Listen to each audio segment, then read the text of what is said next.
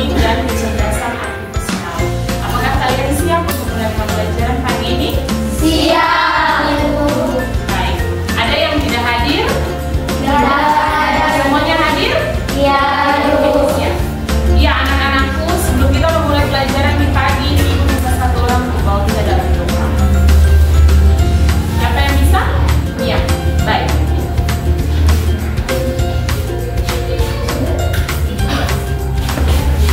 Teman-teman, Ibu, sebelum kita mulai aktivitas pelajaran, mari kita berdoa sesuai keyakinan dan agama masing-masing. Berdoa mulai.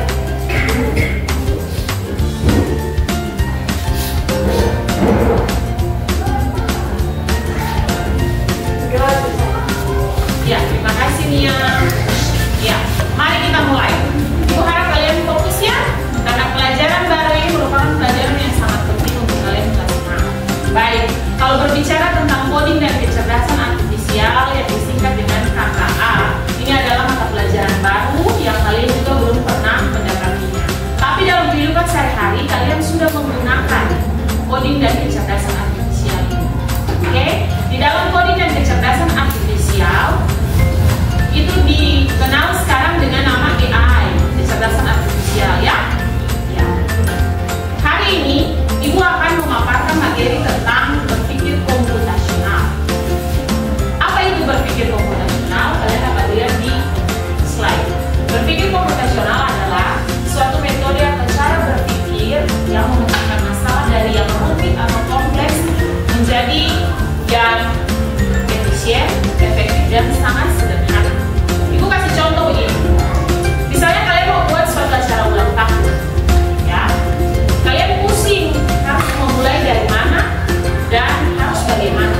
Yang harus kalian buat adalah kalian harus menentukan kapan acara itu dibuat, di mana, siapa saja yang diundang, apa saja yang diperlukan, kemudian barang-barang apa saja yang harus kalian siapkan, kemudian makanan apa, dan selanjutnya ada hadiah tidak. Itu yang harus kalian pikirkan. Nah, itu yang akan dibawa dalam berpikir komputasional. Baik.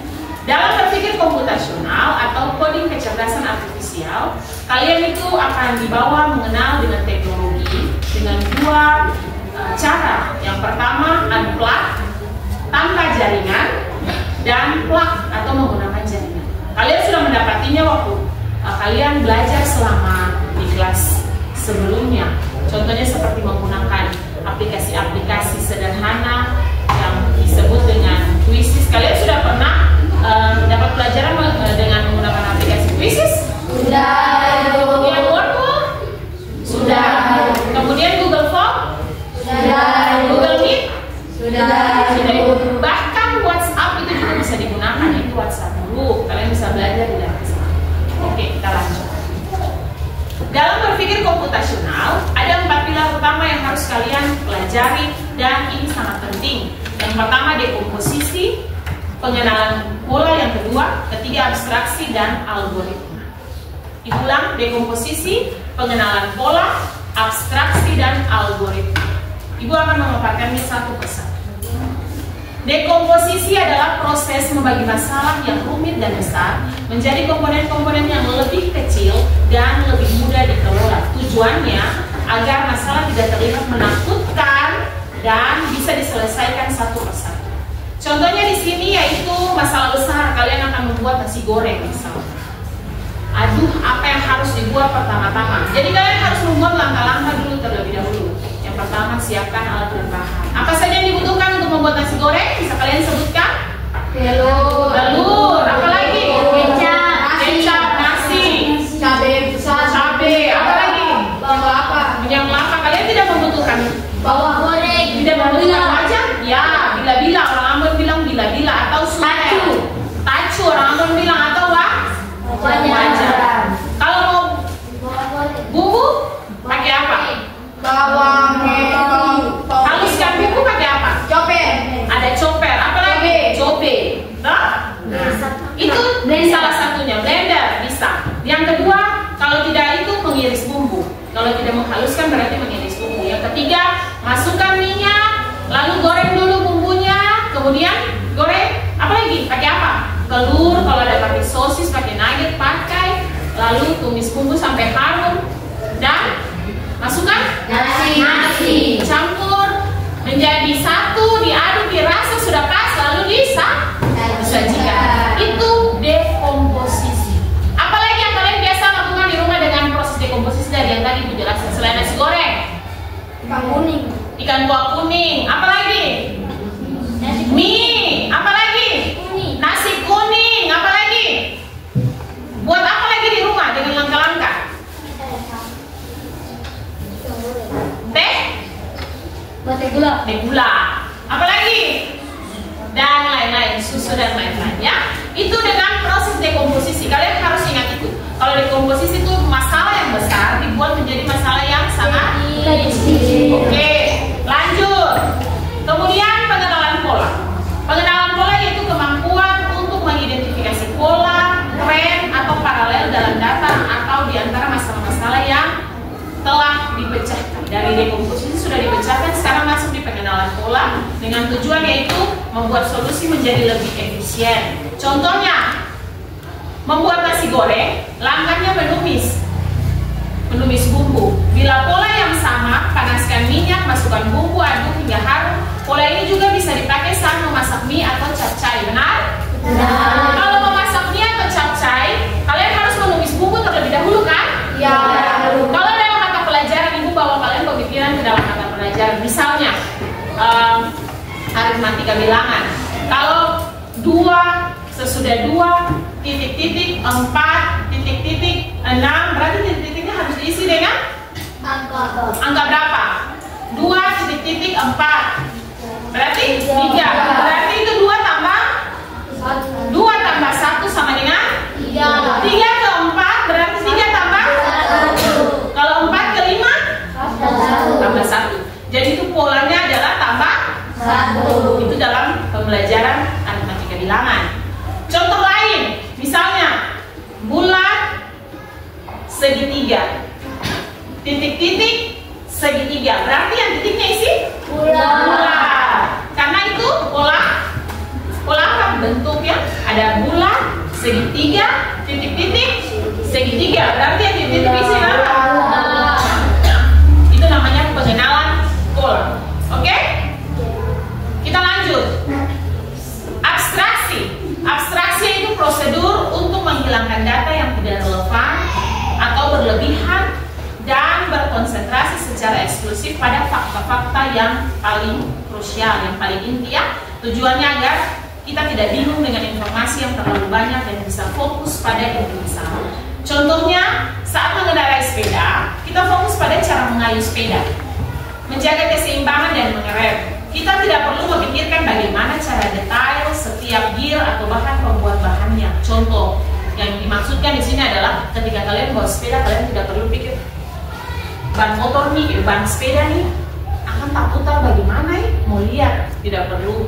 Yang kalian harus pikirkan hanya adalah fokus bawa sepeda, gitu ya. Kemudian saya lanjut dengan yang terakhir, algoritma. Algoritma yaitu serangkaian langkah-langkah atau aturan yang jelas dan beruntut untuk menyelesaikan suatu masalah. Algoritma adalah hasil dari 3 pilar sebelumnya. 3 pilar sebelumnya tadi apa?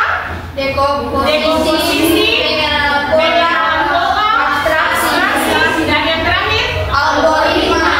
Algoritma ini perpaduan dari ketiga pilar yang di depan tadi. Dengan ciri-cirinya adalah urutannya jelas, tidak ambigu atau tidak memiliki arti ganda. Kemudian pasti berhenti setelah masalah selesai. Contohnya tadi buat nasi goreng, dia akan selesai ketika memasak. Masak apa? Setelah nasi goreng selesai dimasak. Yang tadi itu bilang siap dihidangkan, sudah disajikan dan siap dihidangkan. Dalam contoh sehari-hari tadi selain resep masakan ada juga perakitan mainan. Ketika kalian merakit mainan, contohnya mainan apa yang pakai dirakit? Lego, misalnya Lego. Ketika dirakit, setelah selesai ditandai dengan apa? Lego itu dia jadi apa? bola. Dia sudah terbentuk kan jadi pola yang kalian mau. Misalnya kalau mau buat robot apa? Misalnya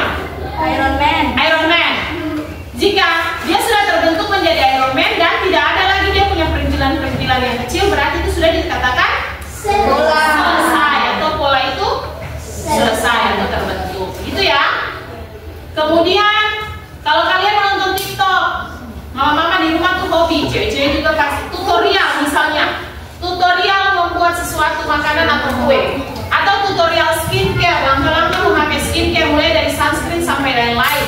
Ketika sudah pas di wajah, berarti sudah dikatakan selesai. Sampai di situ untuk 4 pilar, ada yang mau bertanya? Ada yang mau bertanya tidak? Tidak. Ibu lanjut ya. Ini penerapannya. Selain yang tadi Ibu jelaskan, ada beberapa penerapan juga. Pertama dalam dekomposisi, dalam materi IPAS misalnya, materi organ-organ tubuh, proses pencernaan sampai di proses pernafasan dan lain-lain. Mulai dari mana? Mulut. Segala sesuatu dimulai dari mulut dan berakhir pada anus. Anus buang apa? Kotorannya, dubur namanya. Nah, itu salah satu juga proses dekomposisi yang terjadi dalam mata pelajaran IPAS. Kemudian kalau kalian membuat slide presentasi, kalian pernah membuat slide presentasi? Menggunakan PPT atau Canva atau PowerPoint? Pernah. Ya, buat video.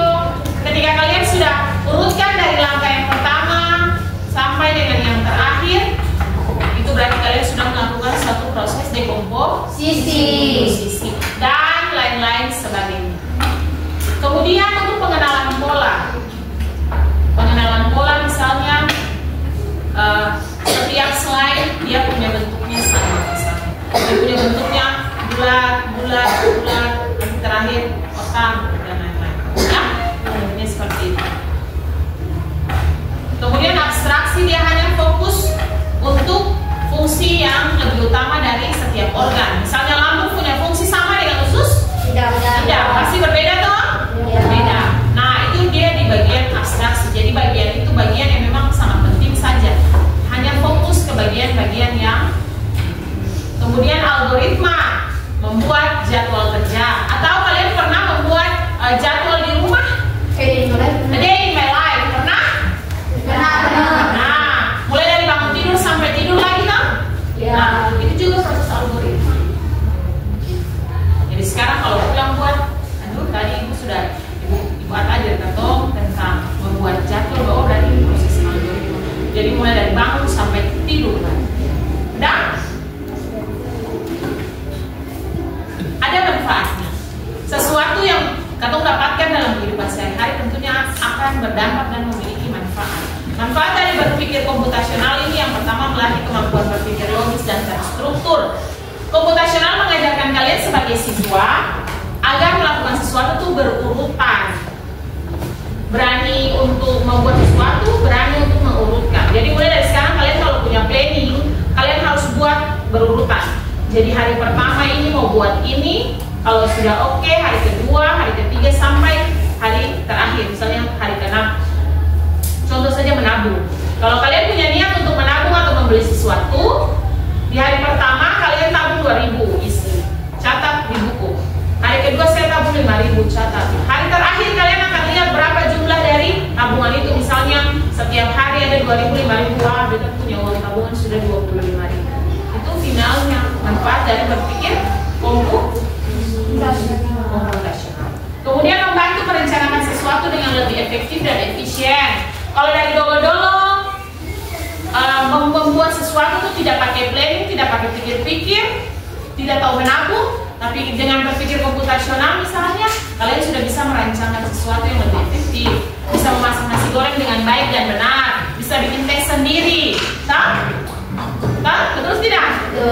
Nah, kemudian membuat pemecahan masalah, problem solving yang lebih baik. Kalau ada masalah, yang pertama-tama misalnya saya harus lapor dulu kepada teman, ketika teman ini saya harus bawa ke guru, ke ibu bagian PPPK dan lain-lain. Itu fungsi atau manfaat dari berpikir komputasional.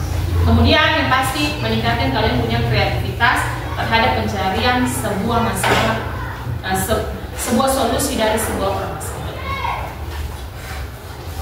Nah, Sampai di situ, apakah kalian sudah paham atau ada yang mau bertanya? Tidak. Nah, hari ini Ibu akan memberikan kalian sebuah permasalahan. Ibu minta kalian untuk memecahkan permasalahan itu. Bisa? Bisa. Ibu mau lihat apakah kalian bisa menerapkan berpikir komputasional untuk permasalahan yang Ibu sajikan atau tidak. Permasalahannya ialah ini. Ini apa? Kopi. Kalian sudah pernah melihat kopi? Sudah. Sudah pernah membuat? Sudah. Apakah yang kalian buat sesuai dengan langkah-langkah yang seharusnya? Iya. Belum tentu. Ya? Belum tentu. Hari ini Ibu mau mengajak kalian untuk membuat kopi sesuai dengan langkah-langkah yang seharusnya dibuat. Apa yang harus kalian buat? Pertama, ketika kalian melepas plastiknya, tutupannya, mengeluarkan bumbu dan lain-lain, kalian harus menuangkan air panas. Sampai menuangkan air panas dan jadi untuk kalian santap. Kalian harus mencatat semua langkah yang kalian lakukan berurutan. Karena ini berpikir komputasional. Jadi kalian harus buat dari awal sampai akhir. Anggaplah kalian belum tahu cara membuat mini. Sekarang mau buat, tapi dengan langkah-langkah yang baik dan benar. Ibu mau lihat apakah dari proses ini kalian sudah bisa untuk mengurutkan sebuah permasalahan itu sampai selesai atau tidak. Bagaimana? Bisa? Bisa. Ibu punya 4 kop mie. Kalian sudah duduk berdasarkan kelompok dan satu kelompok akan mendapatkan 1 kop mie dengan 1 lembaran kerja. Kalian akan mencatat langkah-langkah yang kelompok buat sampai dengan selesai dan disantap. Kalian mencatat di dalam lembaran. Selesai itu masing-masing kelompok akan mempresentasikan. Jika satu kelompok presentasi, yang lain menanggapi, ada yang berbeda, boleh disampaikan atau menanggapi ya. Bisa? Bisa. Kelas 6 bisa? Bisa. Oke, baik. Ibu baik. Ini dengan 1 lembaran.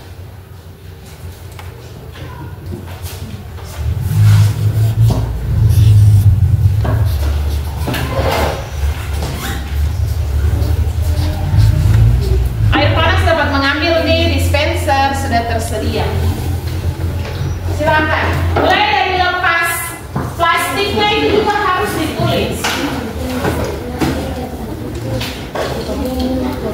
Di sini Ibu punya langkah-langkah jika mau dipakai ya. Dan harus diurutkan.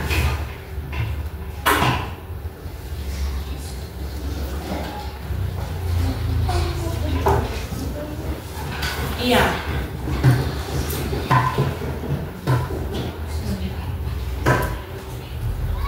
Dekomposisi algoritma sampai kepada berpikir komputasional.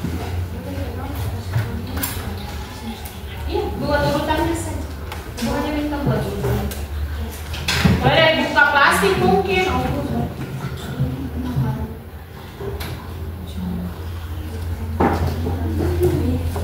Nah ini. Nah, ini dapat ya? Dapat ya? Belum.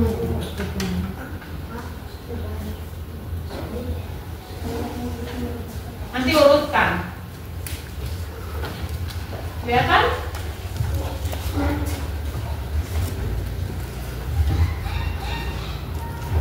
Mulai kerja dari sekarang.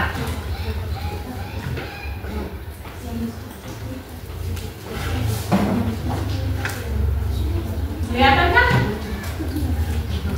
Ya, jadi ini tidak berurutan. Ini dia tidak berurutan. Oh, jadi kamu harus berurutan Bu? Iya, urutkan.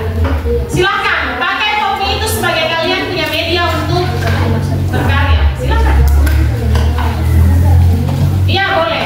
Kalau mau pakai kalian punya langkah-langkah sendiri mulai dari buka sampai tutup dan selesai, silakan.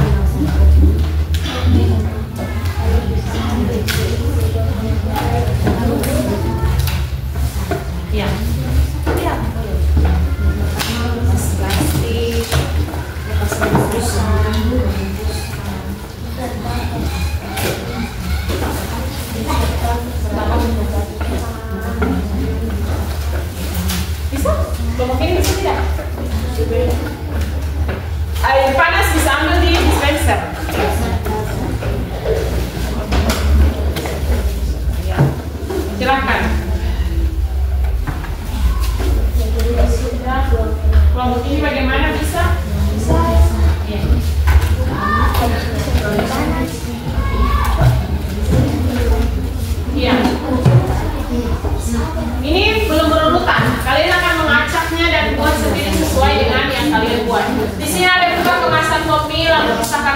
beserta garpunya. Tutup rapat kemasan lalu tunggu atau diangkat selama kurang lebih 3 menit. Sajikan dan kopi siap dinikmati. Aduk hingga bumbu tercampur merata. Tuangkan air panas, masukkan bumbu dan minyaknya, tambahkan bakso atau topping sesuai dengan yang ada di dalam.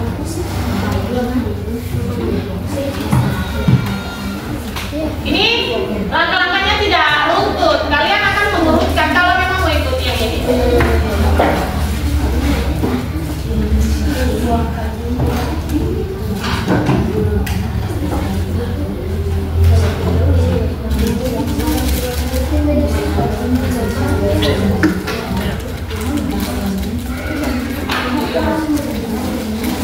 Ambil air panas di sana, Pak.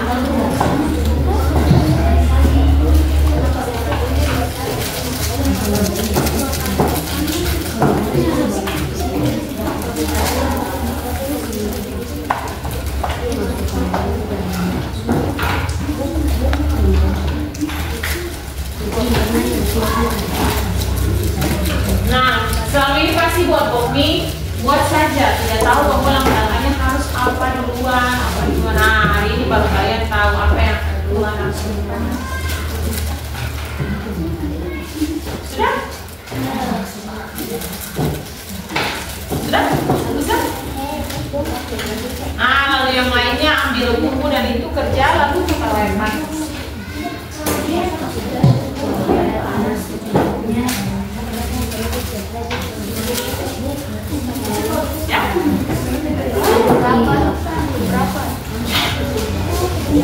Di dalam kopi itu takaran air panasnya juga ada garis, jadi taruh sesuai dengan garis. Habis ini lalu mau makan.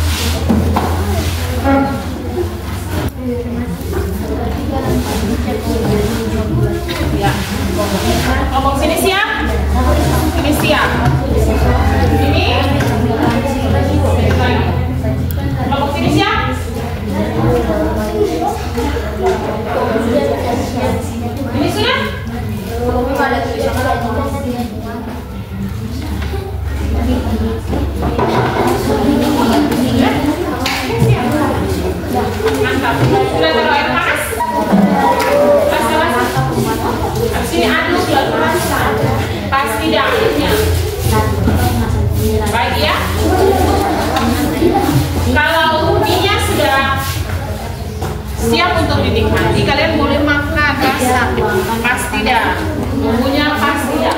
Kalau airnya rapat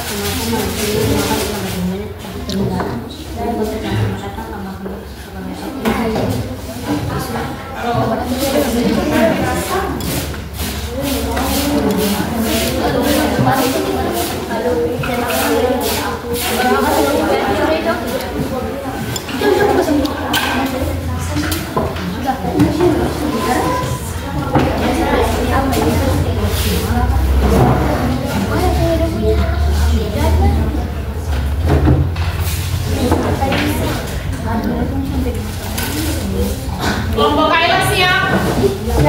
Siap. Kelompok Ake? Siap, Ibu. Kelompok Menda? Belum. Kelompok Kaca? Belum.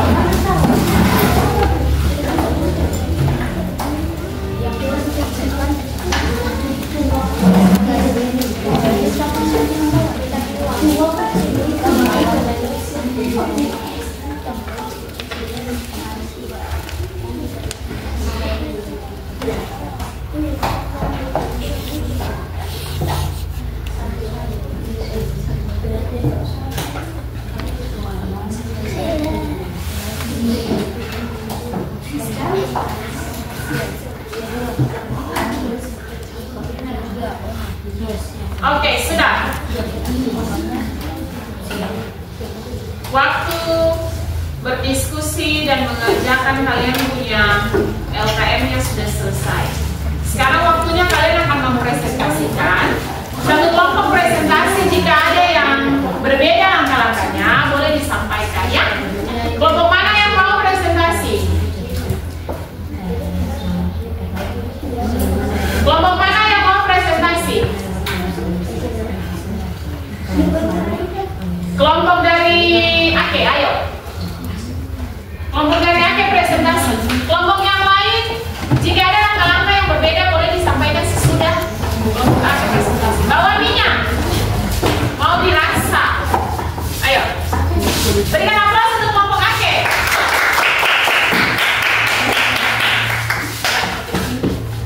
Siap. Teman-teman dan Ibu Guru, kami akan mempresentasikan hasil dari kelompok kami. Mohon didengar ya. Ya. Langkah-langkah pembuatan kopi Jumat 26 September 2020.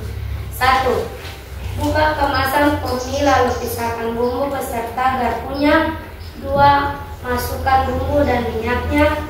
3. Tuangkan air panas secukupnya. 4. Tutup rapat kemasan lalu tunggu dimakan selama 3 menit. 5. Aduk hingga bumbu tercampur merata. 6. Tambahkan bakso sebagai topping. 7. Sajikan dan kopi siap dinikmati. Ya, berikan aplaus sekali lagi. Jadi itu langkah-langkah yang dibuat oleh kelompok Ake. Coba kelompok Ake rasa dulu kopinya enak tidak? Airnya, takarannya pas tidak? Ya, makan.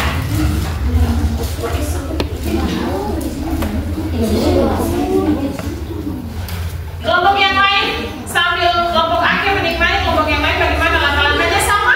Sama. Beda. Kelompok mana yang beda? Ya, silahkan disampaikan kelompok Dean. Apanya yang beda dari langkah-langkah yang keberapa? Yang ke tambahkan bakso Ibu. Tambahkan bakso. Kelompok Dean tambahkan apa? Tambahkan bakso di nomor 3. Oh, tambahkan toppingnya di nomor 3 langsung sesudah bumbu. Oh iya, itu dari kelompok Dean. Kemudian kelompok yang Nia Tambahkan bakso di nomor 4 sesudah air panas. Iya. Oh, jadi bumbu air panas lalu tambahkan toppingnya bakso. Kalau kelompok yang di sana sama dengan yang mana? Dengan kelompok Ake terakhir baru tambahkan toppingnya. Oke, baik. Berikan aplaus untuk semua kelompok. Bagaimana kesannya? Yang Ibu pas. Kelompok yang lain juga silahkan makan. Ya, jadi dari apa yang kalian kerjakan, Ibu mengapresiasikan semua yang kalian kerjakan. Tetapi yang harus Ibu jelaskan di sini adalah topping itu ditambah di akhir dari semua rangkaiannya sebelum dinikmati. Jadi yang benar adalah kelompok Ake dan kelompok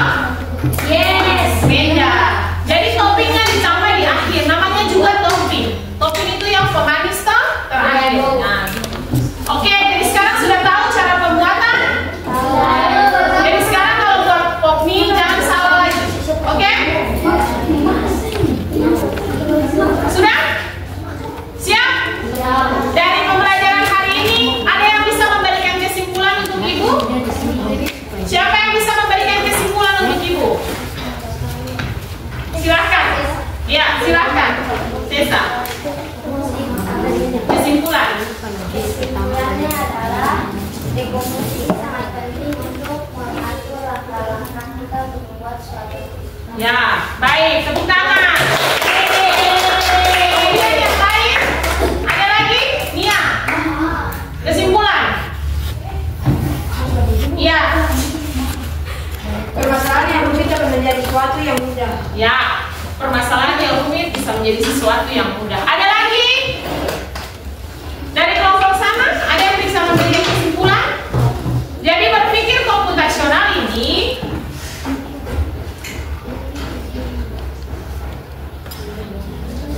ya.